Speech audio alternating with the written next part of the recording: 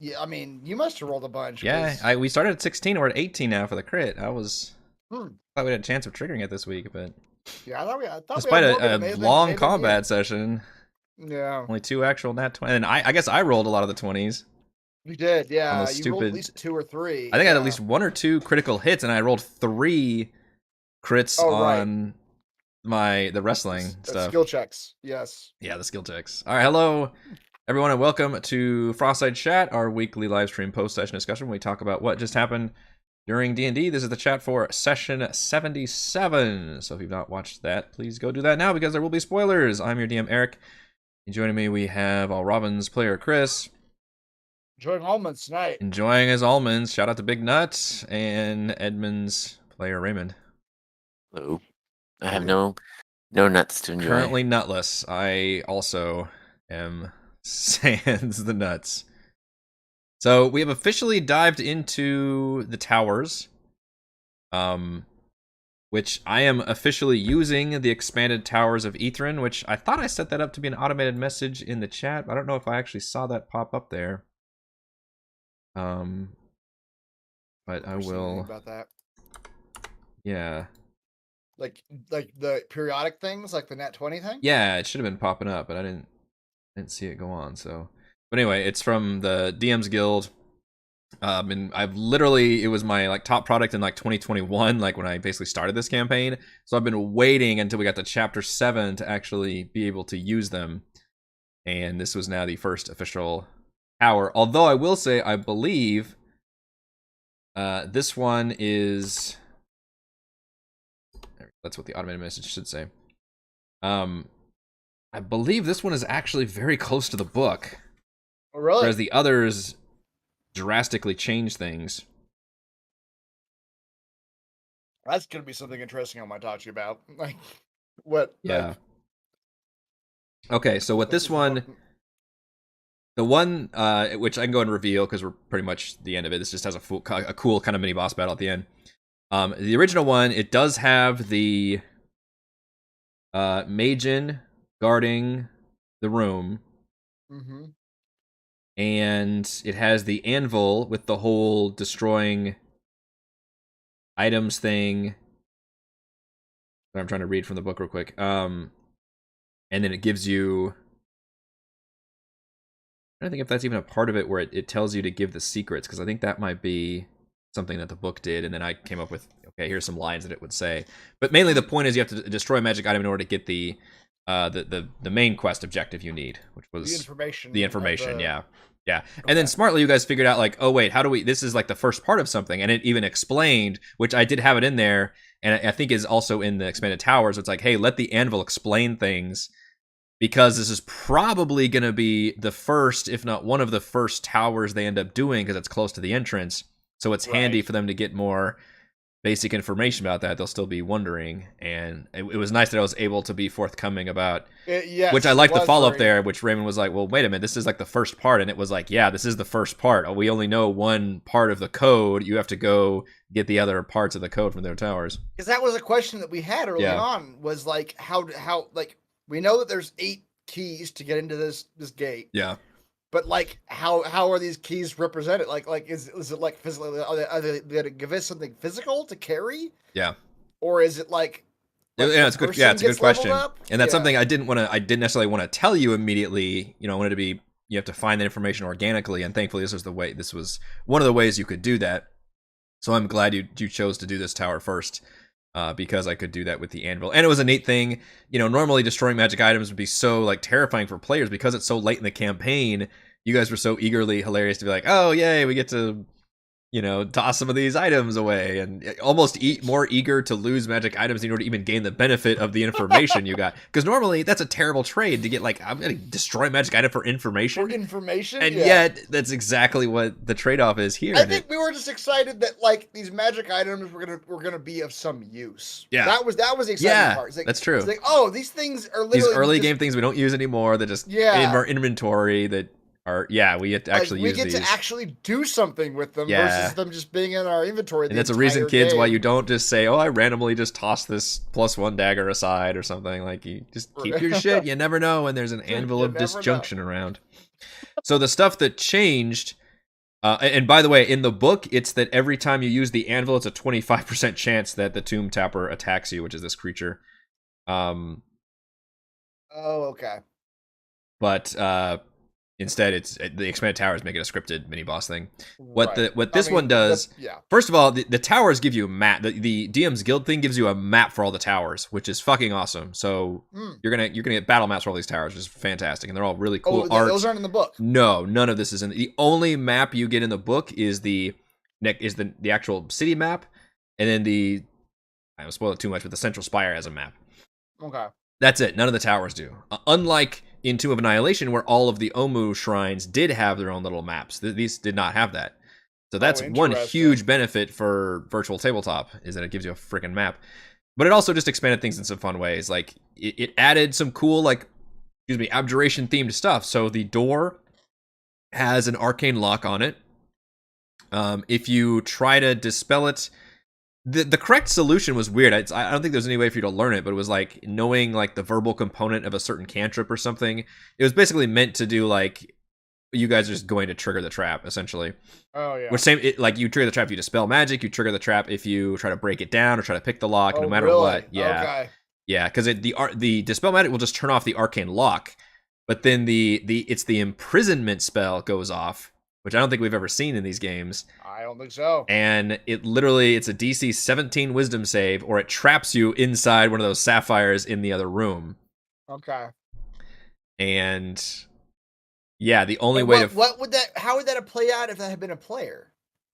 yeah, it would have been really tricky, because it would have been very tricky. And I talked about this in the crafting stream, like, God, I'm gonna have to come up with like things that the other player's gonna have to do, because they've got this fight that they have to do in between. Like, it's not like they teleport to the other side of a dungeon. Like, it's a pretty small thing, but there is a fight here. And yeah, the more I thought about it, the more I'm glad Valin got. That magic fight was lengthy. Yeah, it ended up being a lot lengthier than I thought it did, but it was interesting the way the anti-magic field, which also is not in the book, that was from Expanded Towers of Magic. So they basically did a good job of adding like abjuration themed stuff in here, which was interesting. And the anti-magic field, I think, is an interesting. You don't want to throw their players too often. But it really creates an interesting environmental hazard or quirk for them to have to deal with. Yep. Which I thought everybody did interesting ways. Edmund especially doing the whole wrestling thing and just grabbing and dragging people out so they could use their magic items. And then Valravn is like basically just focusing on bardic inspirations and then just auto attacks. Yeah. That's where he can help. Yeah. And Frey got a chance to shine, which these were not meant to be super tactically intelligent. I try not to play them too mindless, but obviously like Frey is the immediate threat and they're attacking her. And, right. You know, I'm not gonna like ignore Frey. And technically, if I'm a metagaming DM, it does me no good to almost ever attack Frey with any normal attack. But I think it feels good for the player to be like, yeah, this is my job. I'm gonna come up there and tank all these hits. Yeah. And sure enough, like flex their abilities, right? Yeah. And she took like 100 damage, like it was nothing.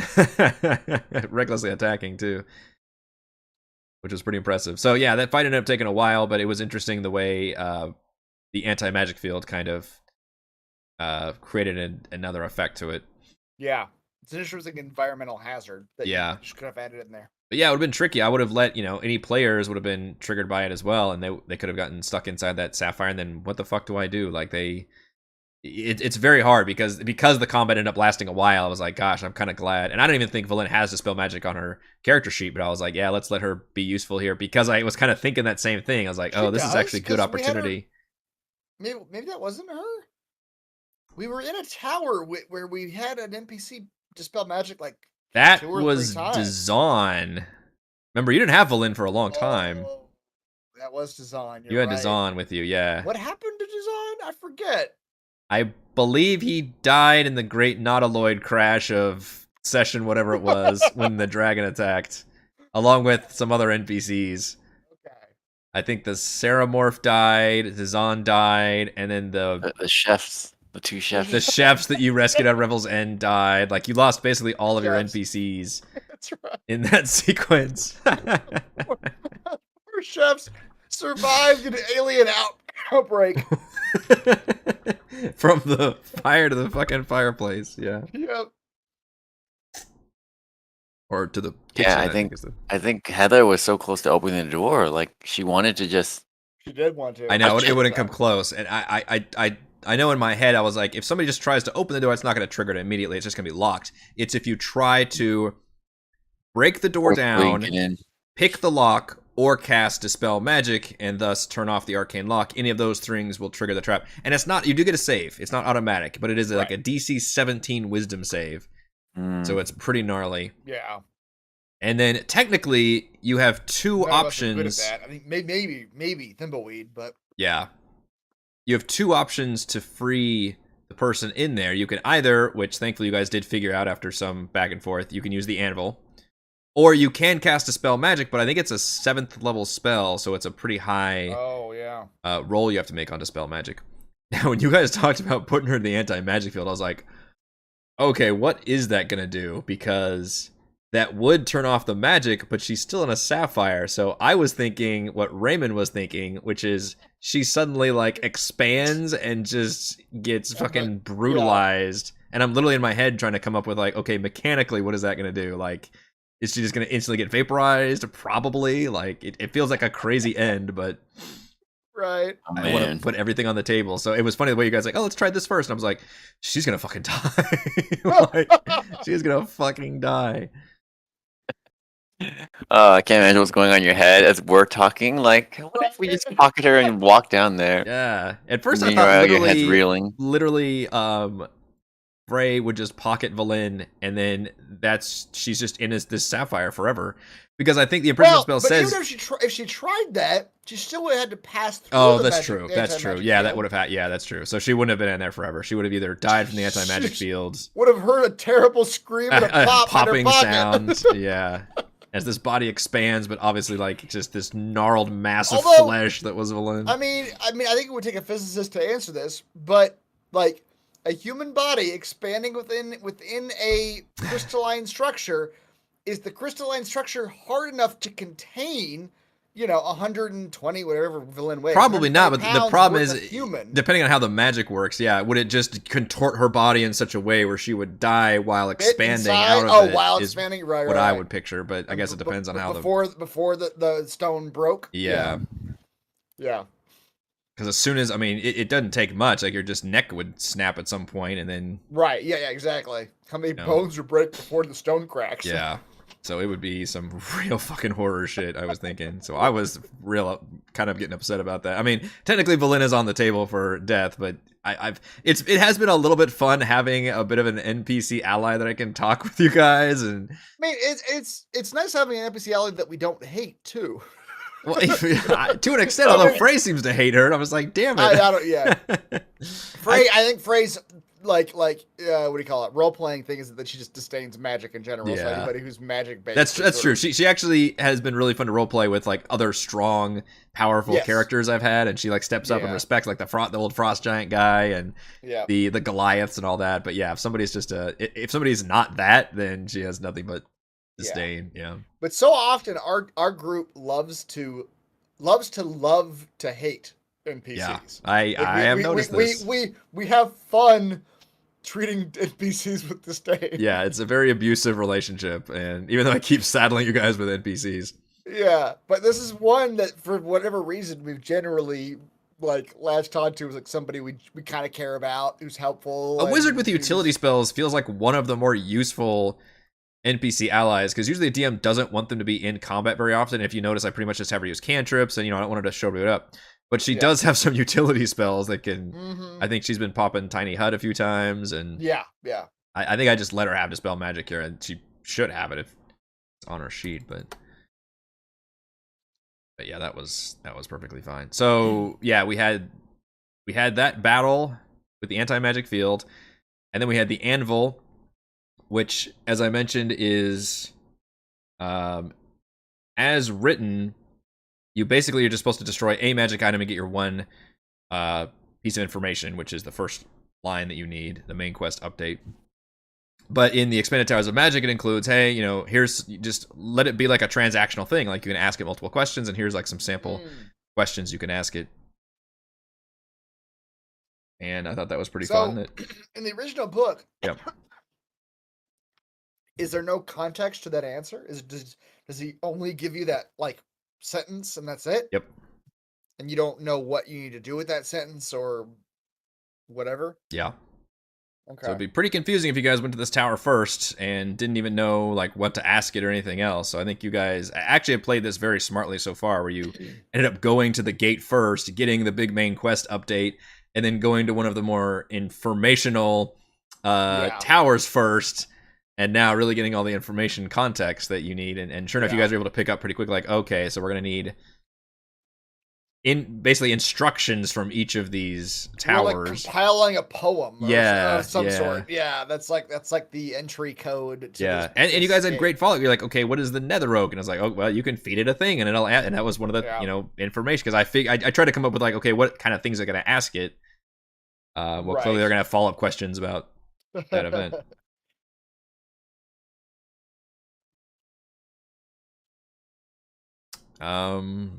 What else? I mean, this is a very kind of straightforward tower in terms of one fight with a very interesting twist. Yeah, like kind of a social scene basically with an anvil that you could talk to and get some information from, which I think worked pretty well. And then coming back down, it turns out there's one more fight to be had with this. Fight. And I was literally going like, oh, this is a cool monster. This will be a fun fight. Yeah. And then when you said you guys are still in the ancient magic field, I was like, oh fuck me. And it's literally, Chris, it's scripted in the Expanded Towers of Magic. It's scripted like, hey, and when they make it back to this room, then at that moment the big creature makes it to this room, and so they fight in the anti-magic. I was like, oh, that's delicious. It is. It's very well designed. That is delicious. You guys thought you were done with this bullshit, but here you go again. Yeah. Which I thought we'd be able to get through a tower in a session, but I mean, we had a little bit before the tower, I guess, a little bit of a social scene before then we hit over here. But otherwise, this one actually took a pretty good amount of time, and then we still got this big fight, which that could take a good amount of time of next session. So we'll be starting to overlap a little bit. Yeah. Yep. Anything else about the tomb? The Tower of Abjuration. These Majin like new character sheets based like from the book? Are they based on anything? They are in the book. They were added in Rime of the Frostmaiden. Okay. They seem, I mean, the warrior ones seem just like generic. Yeah, I was kind of disappointed by that. I thought about maybe switching their stat blocks up to something more interesting, but I didn't end up changing them at all. They're actually pretty much the same, and they're obviously not too powerful, but they've got, decent stats, and you've already figured out good fodder. Yeah. And I think they're not overused too much in this adventure. This is probably the one that actually features them most heavily as just enemies with that big room right there. But I think you'll see a variety of tasks, and this one this does answer one of our earlier questions about like, did the other Majin like go up the tower or travel, like, because I think we had an idea of like him like approaching the tower and then like, I don't know, absorbing himself into the roots or whatever. But now I think we've probably settled that like he got killed by those other creatures. Yeah, it seems to be that's what happens when they die, is they turn into dust. Yep, that's exactly right. They disintegrate. The question is, how did he get frozen in the first place? That is a good question. Yeah, I actually don't know if they even mentioned that in the book. It's just it somehow, like, because you find a lot of pieces, like entire towers and cities in the ice. So I guess things just broke off, and it's just kind of random what ended up flinging off and getting embedded in the ice, even though it was like a mile away at this point from the cave. But yeah, I don't know how we ended up stuck in there. We will never explain that one. But yeah, this is the first of the expanded towers, and this one is the least, I think, overall. I'd have to go back and check most of them, but from what I recall, I believe this is the least changed from the book. Okay. Because the Tomb Tapper's in there, the Majin are in there. It basically adds the hazards of the door and the anti-magic room, and then suggested like, hey, let them destroy more items for more information. And also script the Tomb Tapper to always appear, but have it appear at a certain moment. But okay, so the book has both the Majin fight without the anti-magic field. But it has the Majin fight and the Tomb Tapper Tomb Temper says a 25% chance of appearing, which is always so weird that it even says that. Like, I don't. What are DMs out there? Are you really rolling for this kind of thing? Because I gotta be prepped for that. I read every time I read those, like, you have a 50% chance to encounter raiders in the road, or 50%. Like, I always like you either script it or you don't. Either I want it or to happen, or I don't want it to happen. Yeah. It's not like I think when I very first started Fandelver, I did randomly roll for stuff. And then after that, I just started scripting things. I was like, "This is too crazy," especially for a virtual tabletop. Whether you want it to happen or don't want it to happen. Yeah, but especially for a virtual tabletop, when I have to have like the maps and tokens, and everything like ready to go, like you have to just have that shit scripted or not. Yeah. So, yeah, for me, I was like, "Oh, I'm done." And plus, keep in mind, I have to make changes on top of even the Expanded Towers of Magic because that, like the Chapter 7, is designed for level 9 PCs. Whereas in my campaign, one of the big changes, aside from the story shit, is we're expanding to higher levels. Yeah. So I'm taking the hard mode of everything here, although I think I didn't actually change anything from this original one. But you guys also barely, technically sweat it all during that last fight. So yeah. But I may tweak some monsters here and there or upscale some challenges and raise the DCs and that kind of thing. So I'm keeping the content, but you will see me actually having to even change from the edition I'm using because I'm having to scale everything up for the higher level that you guys are at. Right, yeah. But anyway, my question originally was, there was both those fights without a map in the book? Yeah, there's no maps for anything. So what was the intention there? That you would just have a fight on a blank piece of paper? Like, I don't know. There's a lot of. Come on. You've done. I mean, I guess that's true. Adventures from books. They're not going to map everything, but it did feel. I don't know if you're going to call out like, okay, here's a place you're going to go. Yeah. And here's a fight we know you're going to have at the place that you have to go. Yeah. I feel like that would be like a call out to like, okay, you got to at least give us something, like a room map or I mean, you would hope so, but they didn't have. Like I said, the only maps were the big cool city map, which is nice, and then there's technically one. There is a map in existence, which I will probably change a lot of because I'm changing the story about that for that central Spire area. But otherwise, none of the other stuff gets a map, which is definitely a downgrade from, as I mentioned, Tomb Annihilation, which did have maps for all the little cool Omu shrines. Right. Yeah. So those were all from the book. Yeah. Yeah. And this one, Tomb, I did pretty close to the book, and this one I'm having to change quite a few things, although it's been a good challenge for me, I think. Interesting. All right. I think that... Dragons. Okay. I was reading the chat. Terry Dragons, there's a ton of non-mapped encounters. I don't know. From our perspective, running everything on... that's also changes. A lot of people that's just crazy bullshit. They're throwing... Like, it's so like... Yeah. It's like literally like you're just missing a chunk of your sentence. For me, like, I don't expect official adventures to map all like in between encounters necessarily, like any like road encounters or just overland map. Like, yeah, it'd be nice to have that shit, but I expect to have to supply that shit myself. But yeah, if there is an adventure location that has a battle, I definitely want to see maps associated with that. Yeah, and Rime was honestly pretty good about that because a lot of the adventure locations did have maps. All of them did, really. Until basically you got here at the end. And then not all of these locations, the notable ones that I put on your map, you got the stadium, you got these other big, that Arboretum. You've got all these other places. Not all of those necessarily going to have combat. Right. But some of them do. And it'd be nice to have maps for them, for sure. Yeah. But that's obviously us also playing on Roll20. Mm-hmm. Yeah, Fandelver is actually a good example of that. There was a couple locations that didn't have it, and I remember having to come up with those maps for. Of course, back when we did Fandelver, they didn't even have that custom contract deal with. I had to do all the maps. Yeah, not till I know Prince's. I had to do all the maps myself. I purchased the maps from Mike Schley, I think, from his like art store, and then imported them to Roll20. I want to say by the time you started Storm Kings, I think you were able to purchase the module. Yeah, Storm Kings I could purchase. Okay, so that was the time frame, which was like 2017 or something. But yeah, when I first started, I had to just do all the maps myself. Anyway, All right, I think that will do it for this Frostside chat. Thank you to Chris and Raymond. Thank you all to Wonderworld fans for watching, and we will see you next week. See you then. Bye.